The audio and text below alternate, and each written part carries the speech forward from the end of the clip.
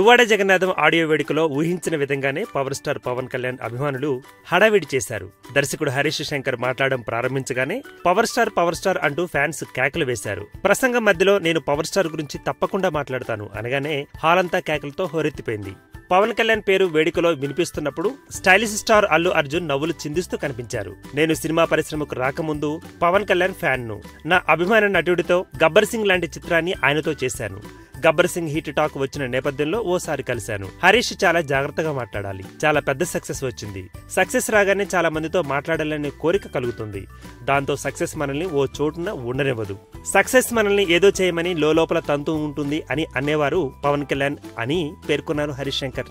పవన్ కళ్యాణ్ ఇన్ని మాటలు చెప్పినా నేను మళ్లీ ఆయనను కన్విన్స్ చేసే విధంగా ప్రయత్నించేవాడిని. అందుకు జవాబుగా ఆయన మళ్లీ నచ్చజెబుతూ సినిమా సక్సెస్ అయిందా అని ప్రశ్నించారు.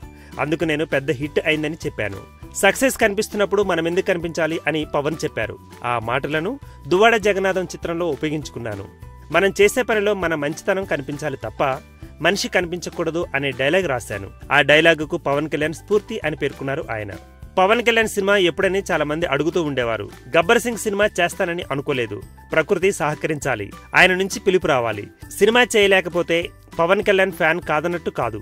ఒక్కసారి పవన్ అభిమాని అయితే చచ్చే వరకు, కట్టె కాలేంత వరకు ఫ్యాన్ గానే ఉంటాను అని హరీష్ శంకర్ పేర్కొన్నారు. ఈ వీడియో గనుక మీకు నచ్చినట్టయితే లైక్ చేయండి, షేర్ చేయండి, సబ్స్క్రైబ్ చేసుకోండి.